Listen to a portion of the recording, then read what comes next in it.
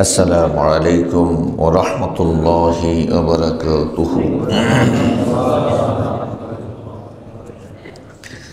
نحمده ونستعينه ونستغفره ونؤمن به ونتوكل عليه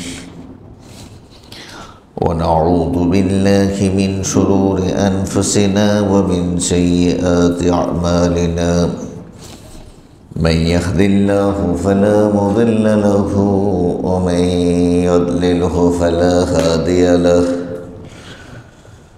وأشهد أن لا إله إلا الله وحده لا شريك له. وأشهد أن سيدنا وحبيبنا محمدا عبده ورسوله الذي أرسله بالحق بشيرا ونذيرا وداعيا إلى الله بإذنه وسراجا منيرا. قال الله تعالى في القرآن الكريم والفرقان الحميد: أعوذ بالله من الشيطان الرجيم. بسم الله الرحمن الرحيم. والذين يكنزون الذهب والفضة ولا ينفقونها في سبيل الله فبشرهم بعذاب أليم. اللهم صل وسلم وبارك على محمد وعلى آله وصحبه أجمعين. সম্মানিত শ্রদ্ধেয় দিনদার ইমানদার রোজাদার ভাইয়েরা, রব্বুল ইজ্জত ওয়াল জালালের হাজারো কোটি শুকর যে তিনি এবারের মাহে রমজানের শেষ জুমায় আমাদেরকে উপস্থিত থাকার তৌফিক দান করেছেন, সালাত আদায়ের জন্য সুযোগ করে দিচ্ছেন। শুকরিয়া আদায় করে বলি আলহামদুলিল্লাহ। রমজান শেষ পর্যায়ে আমরা চলে এসেছি। আজকে ২৭তম দিনের রোজা আমরা রাখতেছি। সামনে আরও 2টো দিন অথবা 3টা দিন রয়েছে। তো রমজানের শেষ সপ্তাহে এসে আমরা যে বিষয়ে আলোচনা করতে চাই সেটা হলো যাকাত, ফিতরা ইত্যাদি বিষয়ে আমরা আলোচনা করার চেষ্টা করব ইনশাআল্লাহ। যাকাত রমজান মাসেই দিতে হবে এরকম কোনো নিয়ম নেই, বরং নিয়ম হলো বছরে একবার দেবেন। এই বছরটা হিসাব করতে হবে চন্দ্রবর্ষ, আরবি বর্ষ, বাংলা অথবা ইংরেজি হিসাব করলে হবে না। কারণ প্রতি 33 ইংরেজি বর্ষে 34 বার রোজা রাখতে হয়। চন্দ্রবর্ষের দৈর্ঘ্য হলো 354 দিন, আর সৌরবর্ষের দৈর্ঘ্য হলো 365 দিন 6 ঘন্টা। সে হিসাবে প্রায় 11 দিন, সোয়া 11 দিন কম হয় প্রতি বছর। এই জন্য 33 সৌরবর্ষে 34 বার যাকাত দিতে হবে। এই জন্য হিসাবটা আরবি মাস থেকে শুরু করতে হবে। তবে আমরা রমজানকে কেন্দ্র করে যাকাত এই জন্য দেই, হিসাবের সুবিধা, দ্বিতীয়ত সওয়াবের মাস, রহমত বরকতের মাস। এই জন্য আমরা রমজানকে হিসাব করে থাকি। গত দুদিন আগে এক ব্যবসায়ীর সাথে কথা হলো, জাকাত দেন কিনা। বলল যে আমার কি জাকাত হবে। আমি বললাম যে আপনার কি 10 লাখ টাকার মালামাল হবে না? কয় তার থেকে বেশিই হবে। উনি জানতেন না ওনার জাকাত হবে কিনা, যদিও নতুন ব্যবসায়ী। তা আমি বললাম যে হ্যাঁ, আপনার ফ্রিজের জাকাত হবে না, তারপরে এসির জাকাত হবে না, ফ্যানের জাকাত হবে না, দোকান যে আপনি ডেকোরেশন করেছেন সেটার জাকাত হবে না, কিন্তু যে মালামালগুলো বিক্রিযোগ্য, বেচা যাবে, কিনেন বেচেন, সেগুলো তো আপনাকে হিসাব করে জাকাত দিতে হবে। এজন্য জাকাত ইসলামের 5টা খুঁটির একটা খুঁটি, কালিমা, নামাজ, রোজা, হজ, জাকাত। আপনি একজন ব্যবসায়ী, আপনি জানেন না আপনার জাকাত ফরজ কিনা। এটা তো তলাবুল ইলমি ফারিদাতুন আলা কুল্লি মুসলিম, প্রত্যেক মুসলিমের জন্য জ্ঞান অর্জন করা ফরজ। কি পরিমাণ সম্পদ থাকলে জাকাত দিতে হবে এটা না জানা তো কবিরা গুনাহ, হারাম। এটা আপনাকে জানতেই হবে, না জানার কোনো সুযোগ নেই। এই জন্য রমজানে আমরা জাকাতের হিসাব করে থাকি। প্রত্যেকেই আমরা হিসাব করব, যার 7.5 তোলা স্বর্ণ অথবা 52.5 তোলা রৌপ্য অথবা তৎসমতুল্য সম্পদ কারো মালিকানায় পূর্ণ 1 বছর থাকবে, সেগুলোর আপনাকে জাকাত দিতে হবে। বাড়ি ঘরের জাকাত দিতে হবে না, যানবাহনের জাকাত দিতে হবে না, ঘরের নিত্য প্রয়োজনীয় আসবাবপত্রের জাকাত দিতে হবে না। জাকাত দিতে হবে আপনাকে লিকুইড মানির, নগদ অর্থ, এবং ব্যবসায়িক যে পণ্য, জায়গা জমির জাকাত হয় না। কিন্তু যদি আপনি জায়গার ব্যবসায়ী হন, জমি কিনেন জমি বেচেন, জমি কিনেন জমি বেচেন, তাহলে আপনাকে এটার জাকাত দিতে হবে। আপনার ফ্যামিলিতে আপনার চড়ার জন্য একটা গাড়ি আছে, আপনার ওয়াইফের একটা গাড়ি আছে, বাচ্চাদের জন্য একটা গাড়ি আছে, দোকানের মালামাল আনার জন্য লরি আছে, এগুলোর জাকাত আপনাকে দিতে হবে না।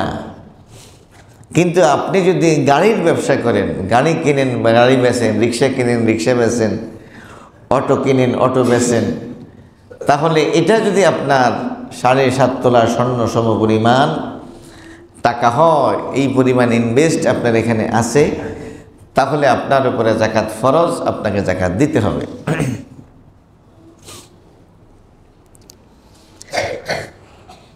অনেকে হাঁস এবং মুরগি পালেন, অনেকে পাখির, একজন আমাকে ওই দিন জিজ্ঞেস করলো উনি পাখির ব্যবসা করেন, জাকাত দিতে হবে কিনা। অনেকে গরুর ফার্ম করেন, এটার জাকাত দিতে হবে কিনা।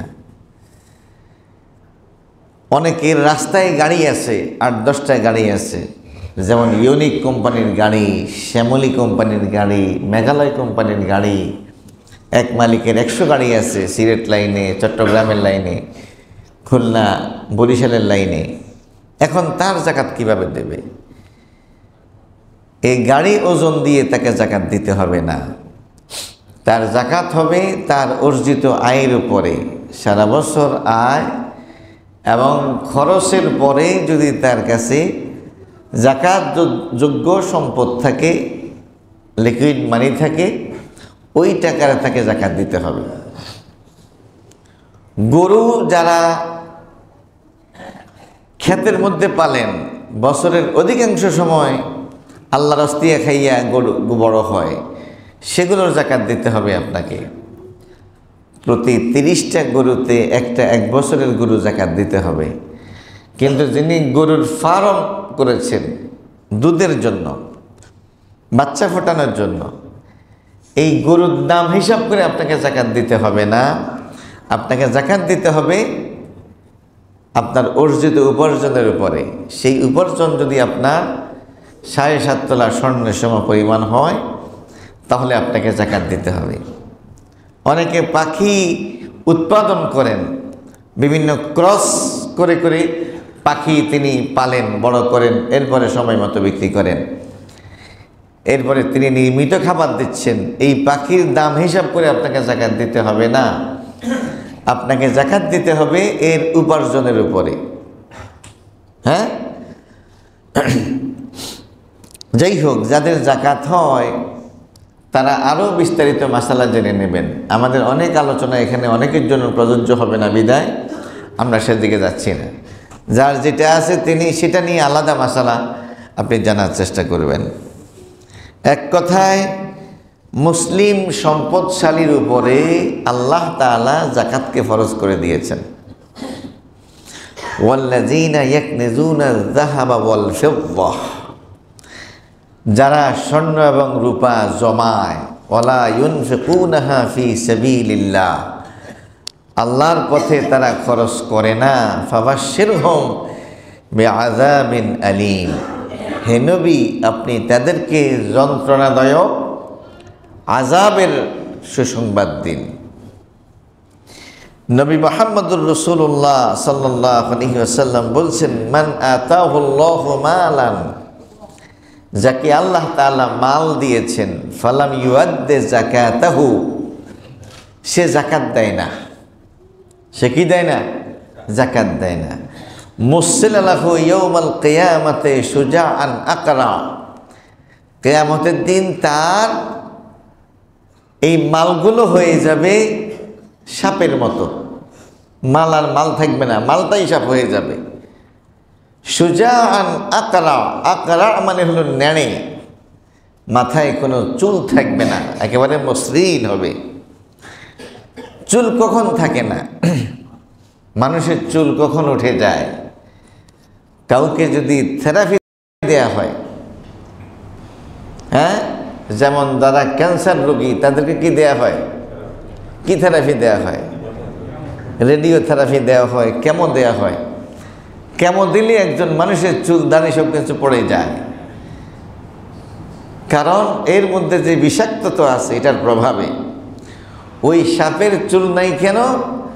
মানে অতি বয়স্ক হওয়ার কারণে অথবা অতি বিষাক্ত হওয়ার কারণে তার অবস্থা এমন। এরকম বিষাক্ত সাপে পরিণত হবে আমার আপনার সম্পদ। লাহু জাবিবাতান, তার থাকবে দুটি ফোঁটা, মানে এটা ভয়ঙ্কর সাপের একটা নিদর্শন, চোখের উপরে ফোঁটা থাকবে। ইউতাওয়াকাহু ইয়াউমাল কিয়ামাহ, কিয়ামতের দিন এই সাপ তাকে পেঁচিয়ে ধরবে।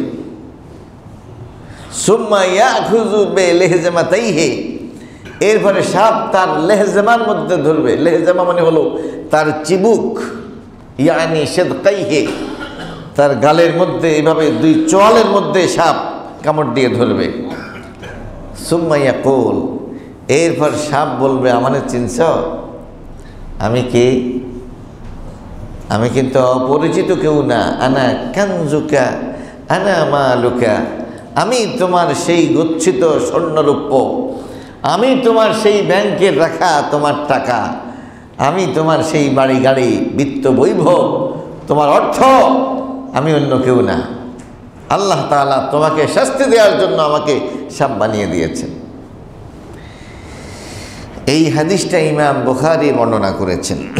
প্রিয় ভাইরা আমার, হাদিসের মধ্যে আসছে নাউযুবিল্লাহি মিন যালিক, যার গরু আছে জাকাত দেয় না, যার ছাগল আছে জাকাত দেয় না, যার উট আছে জাকাত দেয় না, কিয়ামতের দিন এই সবগুলো উঠবে, বাচ্চা কাচ্চা সহ সবগুলো উঠবে। এরপরে তাকে এক জায়গায় ফেলে রাখা হবে। এরপরে গোলাকৃতভাবে তার পশুগুলো তাকে কামড়াবে, শিং দিয়ে আঘাত করবে আর পা দিয়ে তাকে মারাবে। নবী মুহাম্মদুর রাসূলুল্লাহ সাল্লাল্লাহু আলাইহি ওয়াসাল্লাম বলছেন, এই শাস্তিটা জাহান্নামে যাওয়ার পরে না, এটা কিয়ামতের দিন 50,000 বছর পর্যন্ত যেই লোকটা যাকাত দেয় নাই তাকে এইভাবে শাস্তি দেওয়া হইবে। এরপরে দেখা যাবে যে এই শাস্তির পরে তার আর গুনাহ রয়ে গেছে কিনা। তখন হিসাব নিকাশের পরে তাকে হয় জাহান্নামে দেওয়া হবে অথবা জান্নাত দেওয়া হবে। এই জন্য ভাইরা আমরা যাকাত দেওয়ার চেষ্টা করব। যাকাত দিলে সম্পদ কমে না। গত কয়েকদিন আগে আমাদের বাণিজ্য উপদেষ্টা, ওনাকে বলতে শুনলাম যে আমার আব্বা যাকাত দিতেন, আমিও যাকাত দিই, হিসাব করে যাকাত দিই, আমার সম্পদ কিন্তু কমে না। আপনারাও যাকাত দেন, আপনাদের সম্পদ বাড়বে। এটাই বাস্তব কথা। যাকাতে কখনো সম্পদ কি হয় না? কমে না। যাকাত যদি কেউ না দেয়, জনপদের মানুষ যদি যাকাত না দেয়, ওমা মানা কওমুন আয-যাকাতা ইল্লা ইবতালাহুমুল্লাহ বিস-সিনিন, কোন জনপদের মানুষ যদি যাকাত না দেয় তাহলে আল্লাহ তাআলা তাদেরকে খরা দিয়ে, দুর্ভিক্ষ দিয়ে তিনি তাদেরকে পরীক্ষা করবেন। অন্য একটা বর্ণনায় আসছে আসমানের রহমতের বৃষ্টি, তারা যাকাত দেয়া বন্ধ করলে আল্লাহ বৃষ্টি দেয়া বন্ধ করে দেবেন। আল্লাহ বৃষ্টি দিতেনই না যদি মানুষ ছাড়া সেখানে জীব জন্তু না থাকতো। জীব জন্তু সেগুলো তো আল্লাহর সৃষ্টি, তাদের কষ্ট হবে, সেই জন্য আল্লাহ তাআলা তাদের দিকে তাকাইয়া বৃষ্টি দিচ্ছে। আমরা জালিমরাও তখন বৃষ্টির পানি পাইয়া কিছুটা স্বস্তি পাচ্ছি।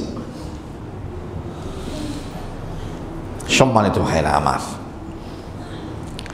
যাকাত ব্যক্তিগতভাবে দেওয়ার বিষয় নয়। যাকাত একটা সমাজের, একটা রাষ্ট্রের সর্বপ্রথম এবং সর্বপ্রধান আয়ের উৎস।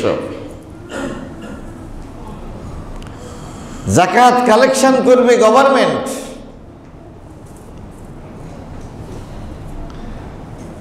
এবং যাকাত ওই গভর্নমেন্টের মাধ্যমে বিলি বন্টন হবে। তারাই চিহ্নিত করবে ধনী কারা, গভর্নমেন্টের লোকেরাই নির্ধারণ করে দেবে এই ব্যবসায়ী যাকাত কত টাকা হলো। সেই টাকা কালেকশনের পরে তারাই নির্ধারণ করবে সমাজের মধ্যে কারা কারা যাকাত খাওয়ার যোগ্য। এই টোটাল ম্যানেজমেন্টের জন্য যত টাকা খরচ হয় সব টাকা যাকাতের টাকা দিয়ে বেতন দেওয়া যাবে।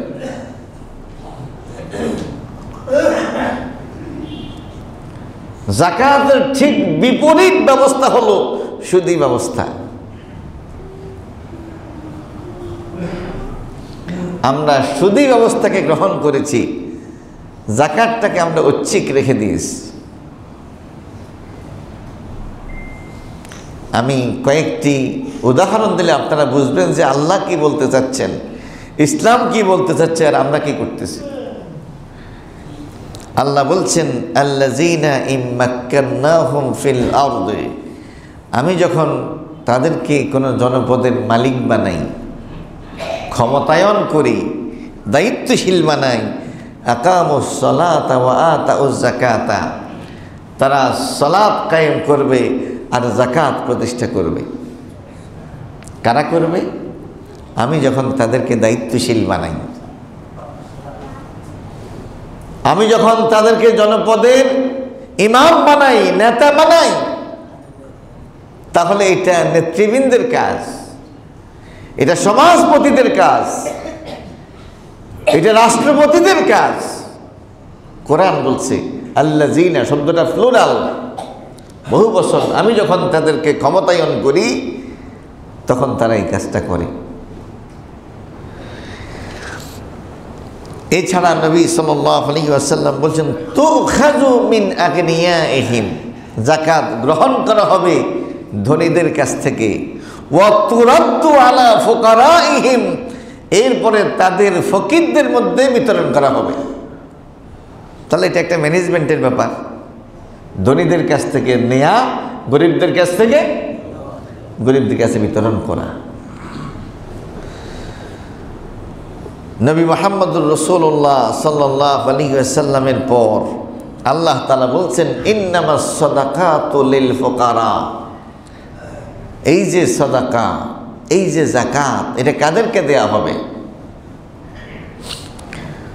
8 খাতে দিতে হবে। লিল ফুকারা ফকির, ওয়াল মাসাকিন মিসকিন, ওয়াল আমিলিন আলাইহা, এবং যারা যাকাতের কর্মচারী, যাকাত বিভাগের কর্মকর্তা কর্মচারী। খেয়াল করেছেন? টোটাল একটা ম্যানেজমেন্টের সাথে জড়িত। কিন্তু দুর্ভাগ্য আমাদের, শতকরা 90 জন লোক আমরা এদেশে মুসলমান, আমাদের গভর্নমেন্ট মুসলমান। সেই 47 ভাগ হওয়ার পর থেকে আজকের এ পর্যন্ত যত গভর্নমেন্ট এসেছে সবাই মুসলমান, কিন্তু যাকাতের মতো এই গুরুত্বপূর্ণ বিধানকে রাষ্ট্রীয়ভাবে ফরজ করার দায়িত্ব আমরা কেউ নেই। আল্লাহর এই ফরজ বিধান লঙ্ঘনের কারণে যারা যারা জড়িত প্রত্যেকের কাল কিয়ামতের কঠিন ময়দানে জবাবদিহি করতে হবে। সুদ ভিত্তিক সমাজ ব্যবস্থা ততক্ষণ পর্যন্ত বিদায় নেবে না যতক্ষণ পর্যন্ত আল্লাহ প্রদত্ত সমাজ ব্যবস্থা, অর্থ ব্যবস্থা ফিরে আসে। আল্লাহ তাআলা আমাদেরকে বুঝার তৌফিক দান করুন। সবাই বলেন আমিন। যাকাত নিয়ে আর কথা বলবো না,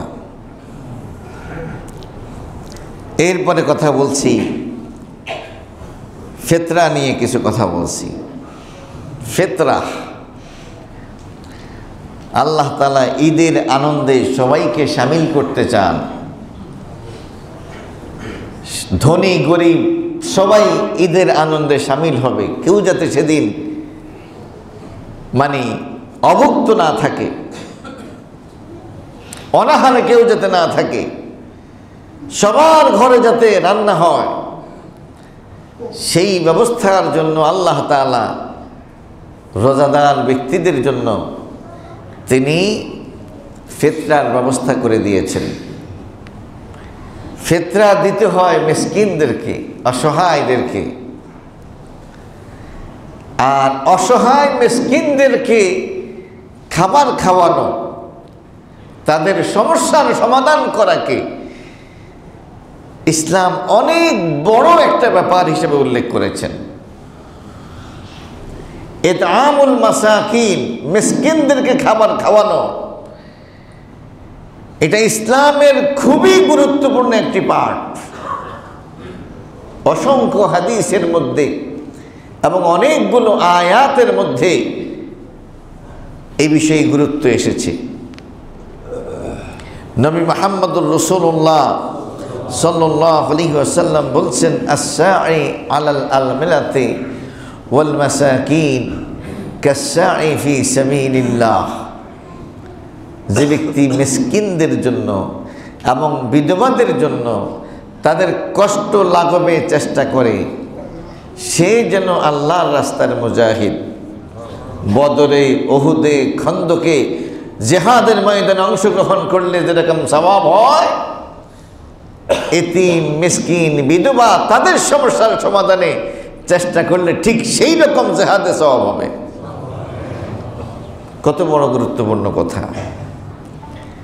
সাহাবীরা প্রশ্ন করলেন, আইয়ুল ইসলামে খায়র, ইসলামের কোন দিকটা উত্তম? নবীজি বললেন, তুতআমুত তাআম, খাবার খাওয়ানো। কি? খাবার খাওয়ানো। ও তুকরিউস সালাম, এবং সালাম দেয়া, যাকে চেনো অথবা না চেনো। তাহলে এটা উত্তম একটি স্বভাব, যে খাবার খাওয়ানো। আমরা এখন অনেকে খাবার খাওয়াই,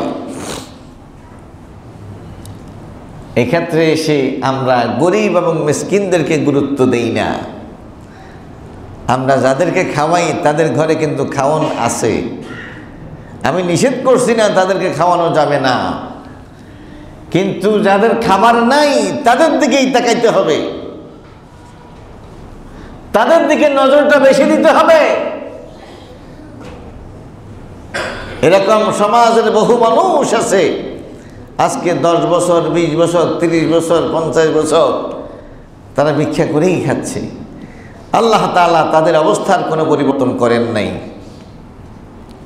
আবার কারো কারো হঠাৎ করে পরিবর্তন হয়ে গেছে, কিন্তু অনেকের পরিবর্তন হয়নি। আমাদের মাদ্রাসার একজন 4র্থ শ্রেণীর কর্মচারী, সে মানুষের বাসায় বাসায় রোজ দুধও দিয়ে থাকে। তার ছেলে এখন কৃষি ব্যাংকের একজন অফিসার, ছেলের বউ গাইবান্ধা একটা সরকারি কলেজের অধ্যাপক। আরেকটা ছেলের ব্যাপারে ওই দিন আমার কাছে দোয়া চাইল, হুজুর ছেলেকে IELTS করাইছি, দোয়া করেন বিদেশ পাঠাবো পড়াশোনা করার জন্য। তা আমি বললাম যে আপনি যে এখনো দুধ বেচেন, আমার ছেলের বউ দুজনেই নিষেধ করছে, আপনি তো অনেক কষ্ট করছেন, আর কত আমাদের জন্য কষ্ট করবেন, আবার এটা ছাড়েন। তাহলে কারো কারো অবস্থার পরিবর্তন কিন্তু হয়ে যায়, আবার কারো কারো প্রজন্মের পর প্রজন্ম তারা ভিক্ষা করেই চলতেছে, আল্লাহ তাআলা তাদের অবস্থার পরিবর্তন করেন নাই। সুতরাং আপনি যখন খাবার খাওয়াবেন তাদেরকে অগ্রাধিকার দিবেন, তাদেরকে অগ্রাধিকার দিবেন। শুধুমাত্র গরিব মিসকিন অসহায়দেরকে গুরুত্ব দিয়ে খাওয়ানোর চেষ্টা করবেন। নবী মুহাম্মদুর রাসূলুল্লাহ সাল্লাল্লাহু আলাইহি ওয়াসাল্লাম একদিন জিজ্ঞেস করলেন, আজকে সকালবেলায় কে রোজা অবস্থায় শুরু করেছ? সমস্ত সাহাবীরা চুপ।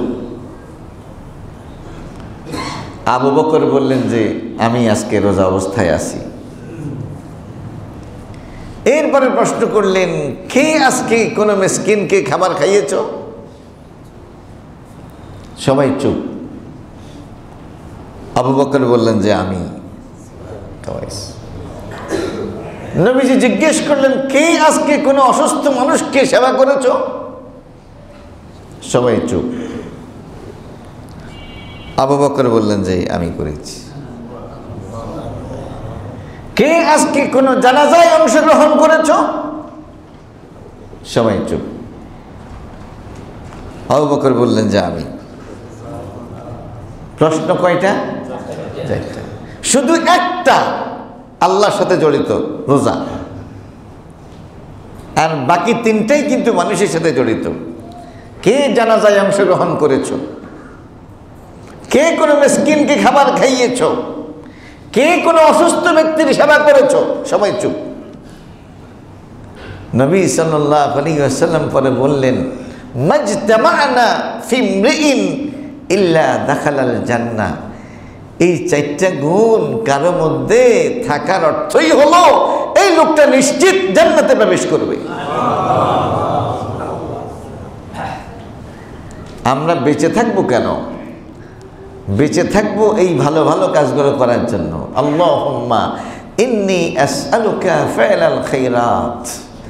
আয় আল্লাহ, আপনি আমাকে তৌফিক দেন আমি যেন ভালো কাজ করতে পারি।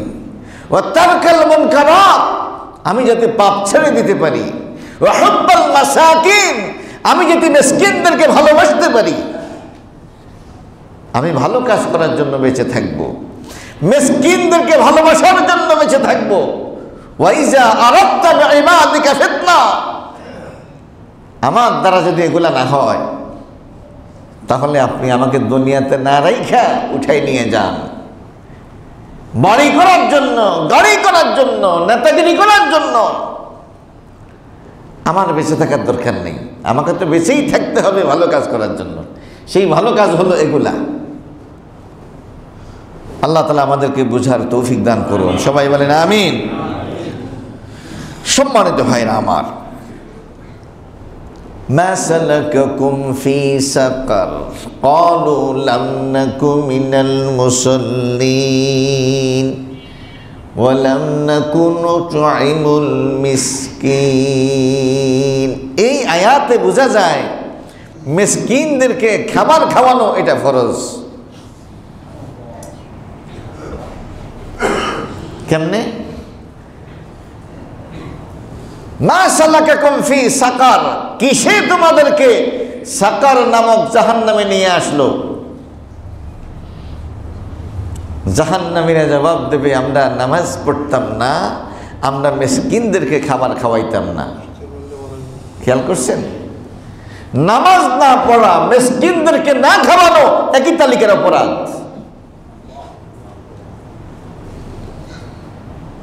যারা মিসকিনদেরকে খাবার খাওয়ায় না, এতিমদের দুঃখ দুর্দশা দেখে না, তারা মূলত পরকালকে বিশ্বাস করে না। আরাআইতাল্লাযী ইউকাযযিবু বিদ্দীন,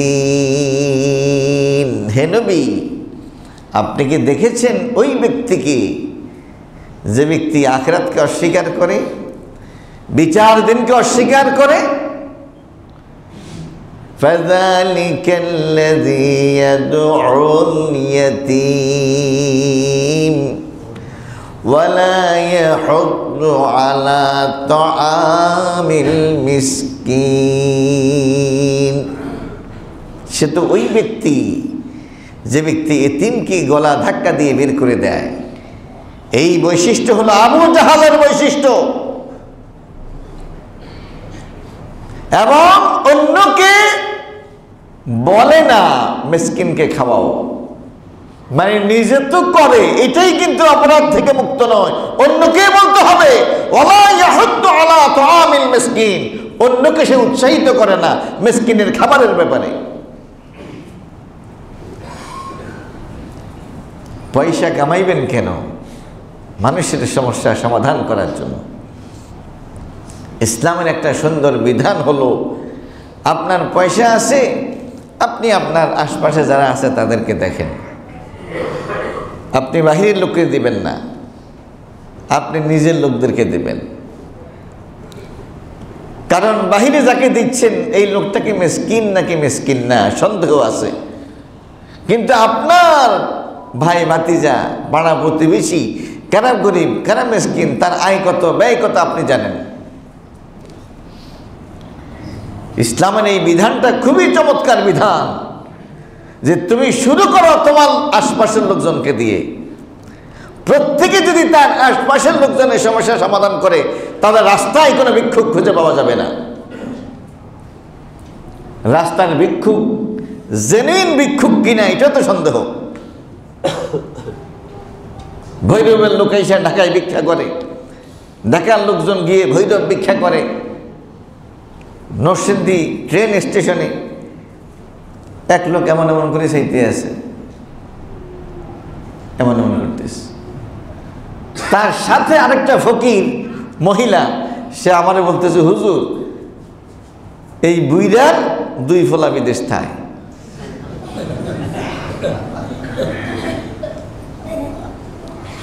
কথা বুঝে আসছে? তখন বাহিরে বিক্ষোভ দেখলে আপনি তাকে শাস্তি দিতে পারবেন যে তুই কোন এলাকায় থাকস, ওই এলাকায় বড় লোক নাই। অবশ্যই আল্লাহ তাআলা প্রত্যেক এলাকাতেই সমস্যা সমাধানকারী এরকম সম্পদশীল ব্যক্তিকে রেখে দিয়েছেন।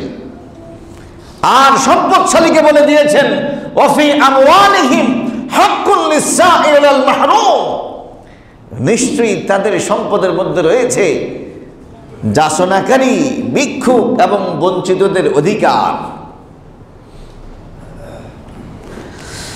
আল্লাহ তাআলা আমাদেরকে বুঝার তৌফিক দান করুন, সবাই বলেন আমিন। সরাসরি ফিতরা নিয়ে কয়েকটা কথা বলছি। ফিতরা এটা ওয়াজিব। ফিতরা দিতে হয় গম দিয়ে, জব দিয়ে, আঙ্গুর দিয়ে, কিশমিশ দিয়ে, পনির দিয়ে। হাদিসে বিভিন্ন শব্দ এসেছে, এগুলা দিয়ে ফিতরা দিতে বলা হয়েছে। ফিতরার পরিমাণ হলো 1 সা। কয় সা? 1 সা মানে হলো 4 মুদ। 1 মুদ মানে হলো এটা, এরকম 4 মুদ, এটা হলো 1 সা। কথা বুঝে আসছে? মিডিয়াম 4 মুষ্টি 2 হাতে মিলে 4 বার দেয়া, এটার নাম হলো 1 সা। গমের ব্যাপারে আইসা অর্ধ সা দিলেও ফিতরা আদায় হয়ে যাবে। গম ছাড়া অন্য যে কোনো পণ্য দিয়ে আপনি দেবেন 1 সা দিতে হবে। এরপরে কিলোর হিসাবে কেউ কেউ এটাকে বলছেন, একটা হলো হিজাজি, একটা হলো ইরাকি। ইরাকি সা হলো 3 কেজি প্রায় 300 গ্রাম, আর হেজাজি তথা মাদানী যা যেটা সেটা হলো প্রায় 2 কেজি 200 গ্রাম। এই জন্য ফিতরা কি দিবেন, এবার ইসলামী ফাউন্ডেশন কত নির্ধারণ করছে, এটা ইসলামী ফাউন্ডেশনের উপরে নির্ভর করে না। ফিতরা দেওয়ার জন্য আল্লাহর রাসূল সাল্লাল্লাহু আলাইহি ওয়াসাল্লাম বলেছেন, সে আল্লাহর রাসূল নিজেই ফিতরা নির্ধারণ করে দিয়েছেন, সেটা হলো 1 সা। কয় সা? 1 সা।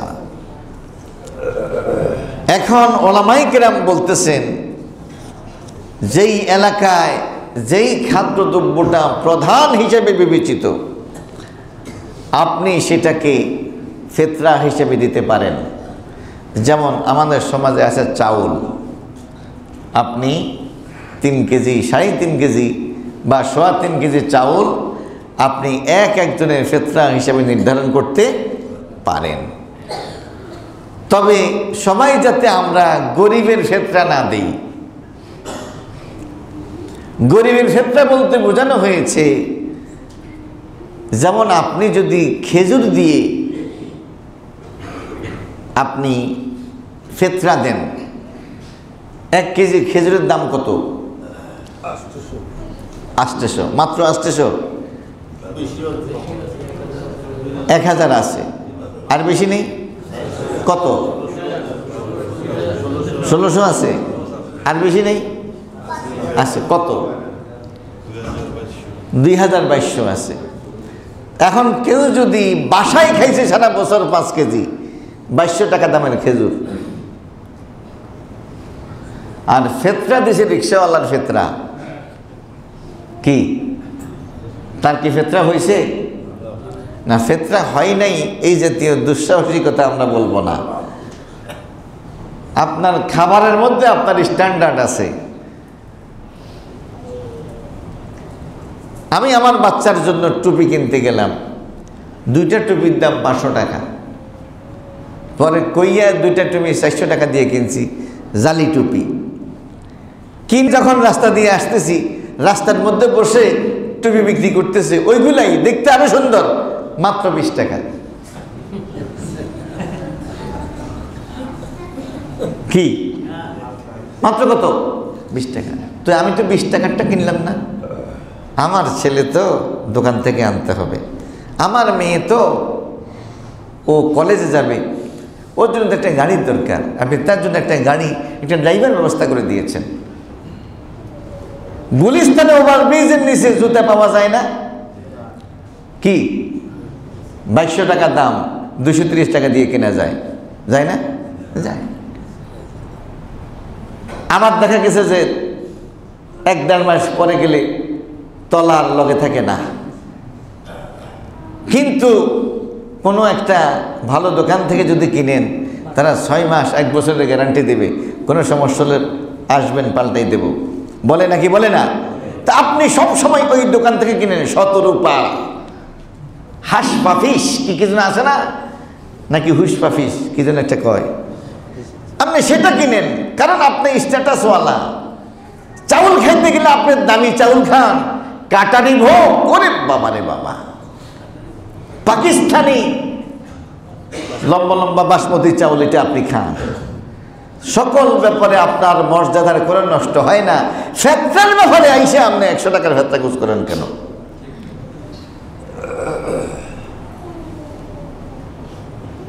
লান তানালুল বিররা হাত্তা তুনফিকু মিম্মা তুহিব্বুন। দানের ব্যাপারে এটা একটা মূলনীতি, তোমরা ততক্ষণ পর্যন্ত প্রকৃত পুণ্য পাবে না যতক্ষণ না তোমরা তোমাদের প্রিয় জিনিস আল্লাহ রাস্তায় খরচ করো। এজন্য ফিতরা দেওয়ার ক্ষেত্রে আমরা মূলত বাসায় নিয়মিত যেটা চর্চা করি, আমাদের ফিতরার মধ্যে যাতে তার প্রভাবটা থাকে, এটা পরামর্শ। এটা কি পরামর্শ। মানে আপনি যদি মনে করেন যে আমি রিক্সাওয়ালারটাই দেব, এটা আপনার ব্যাপার। আপনি যেমন আল্লাহ তাআলাকে মূল্যায়ন করবেন, আল্লাহ তাআলাও আপনাকে ঠিক সেইভাবেই মূল্যায়ন করবেন। কিন্তু আমাদের পরামর্শ হলো মিসকিন অসহায়দের দিকে তাকিয়ে ফিতরা দেওয়ার চেষ্টা করবেন ইনশাআল্লাহ। ফিতরা দিবেন মূলত ঈদের 1-2 দিন আগ থেকে, বেশি আগে না। ওই দিন চট্টগ্রাম থেকে একজন আমাকে ফোন করলেন আরও প্রায় 10 দিন আগে, যে ফিতরা এখন দেয়া যাবে? আমি বলছি যে না, এখন দেয়া যাবে না। ফিতরা দিতে হবে ঈদ কেন্দ্রিক। কি কেন্দ্রিক? ঈদ কেন্দ্রিক। 1 দিন অথবা 2 দিন আগ থেকে শুরু করবেন। শেষ করবেন কখন? ঈদের নামাজে যাওয়ার আগে। ঈদের নামাজে যাওয়ার আগে। কারণ এটা তো ঈদের দিনের ব্যবহার, ঈদের দিনের জন্য ব্যবহার। যদি এই সময়ের মধ্যে দেন তাহলে এটা সাদকাতুল ফিতর হিসেবে বিবেচিত হবে, অন্যথায় পরে গেলে এটা নরমাল সাধারণ দান হিসেবে বিবেচিত হবে। ফিতরার উদ্দেশ্য কি? আল্লাহ রাসূল সাল্লাল্লাহু আলাইহি ওয়াসাল্লাম বলছেন ফিতরার উদ্দেশ্য 2টা। একটা হলো তুহরাতান লিস-সাইম, তুহরাতান লিস-সাইম, রোজাদার ব্যক্তি এই যে 30টা 29টা রোজা রাখছে, এতে তাদের যে ত্রুটি বিচ্যুতি হয়েছে, আল্লাহ তাআলা চাচ্ছেন না ত্রুটির কারণে রোজা সওয়াব কম পাক, এটা আল্লাহ চায় না। আল্লাহ চাচ্ছেন তোমরা ত্রুটি সংশোধন করে আসো। সংশোধনী কি? ফিতরা দাও, আমি তোমার রোজাকে কমপ্লিটলি কবুল করে নেব। আর আরেকটা হলো তু'মাতান লিল মাসাকিন, মিসকিনদের খাবার খাওয়ানো। ফিতরা কারা দেবে? আমাদের হানাফি মাযহাব মতে ফিতরা ওয়াজিব হয় ঈদের দিন সকালবেলায়। এতে সুবিধা হলো রাতের বেলায় কেউ মারা গেলে তার ফিতরা দিতে হবে না, এটা হলো সুবিধা। অন্যান্য মাযহাবের মতে চাঁদ যখন উঠে, যেদিন ঈদের চাঁদ যখন উঠে, সূর্য ডুবলেই ফিতরা ওয়াজিব হয়ে যাবে। তাহলে রাতে মারা গেলে তাকে দিতে হবে, যখন যেহেতু সে তখন জীবিত ছিল। কথা বুঝে আসছে? যাই হোক, এটা হলো মূল কথা। কারা কারা ফিতরা দিবে? একদম নিজে, নিজের স্ত্রী, নিজের পোষ্য সন্তান, এমনকি যে রাতে জন্মগ্রহণ করেছে তার উপরেও ফিতরা দিতে হবে, তার উপরে ফিতরা দিতে হবে। যারা মুসলমান, যারা সম্পদশালী, এই সম্পদের 2টি ব্যাখ্যা। আমাদের হানাফি মাযহাব মতে ঈদের দিন সকালবেলায় কারো যদি 7.5 তোলা স্বর্ণ অথবা 52.5 তোলা রৌপ্য অথবা তৎসমতুল্য সম্পদ থাকে, তবে সারা বছর থাকতে হবে না, ওই সময় থাকলেই হয়েছে, তার উপরে ফিতরা ওয়াজিব, তার উপরে ফিতরা ওয়াজিব। অবশ্য অন্যান্য ইমামগণ বলছেন যে না, ফিতরার পরিমাণ তো আর বেশি না, এই জন্য তার প্রয়োজনের খরচের অতিরিক্ত যদি থাকে ফিতরা দেওয়ার মতো, তাহলে সে ফিতরা দেবে। তাহলে সে কি দেবে? সে ফিতরা দেবে। আবার কেউ কেউ ফিতরা নিতেও পারবে, খেতেও পারবে, দিতেও পারবে। যেমন একজন ব্যক্তি রোজাদার বাট গরিব, গরিব হওয়ার কারণে সে ফিতরা নেবে। আবার তার রোজার ত্রুটি সংশোধনের জন্য সে চাইলে সেখান থেকে আবার তার ফিতরাও দিতে পারবে। তাহলে সে নেবে 5 জনের, 10 জনের, 20 জনের, কিন্তু দেবে একজনের। এটাও সে করতে পারে, তবে এটা তার জন্য আবশ্যক নয়। ফিতরা দিবেন কাকে? অধিকাংশের মত হলো ফিতরা দিতে হবে যাকাত যাদেরকে দেয়া যায়, 8 শ্রেণী। কয় শ্রেণী? 8 শ্রেণী। তবে স্পেশালি মূলত এটা গরিব এবং মিসকিনদের মধ্যেই সীমাবদ্ধ রাখা উচিত। এটা আবার অনেক ইমামের মত হলো মিসকিন এবং ফকিরের বাহিরে ফিতরা অন্য কোনো খাতে ব্যয় করা উচিত হবে না। তাহলে ফিতরার যে উদ্দেশ্য এটা ব্যাহত হবে। একজনের ফিতরা আপনি চাইলে কয়েকজনকে দিতে পারবেন, কয়েকজনের ফিতরা চাইলে একজনকে দিতে পারবেন, কোনো সমস্যা নেই। সর্বশেষ যেই কথাটা বলতে চাই সেটা হলো, ফিতরা কি নগদ অর্থে দেয়া যাবে নাকি যাবে না? এটা আমরা প্রায় সময় আলোচনা করেছি। এটাও উম্মতে মুসলিমার মধ্যে অনেক বড় বিতর্কিত একটা ব্যাপার। ইমাম মালিক, ইমাম শাফিঈ, ইমাম আহমদ ইবনে হাম্বল, ওনাদের মতে ফিতরা খাদ্যদ্রব্য দিয়েই দিতে হবে, নগদ অর্থে দেয়া যাবে না।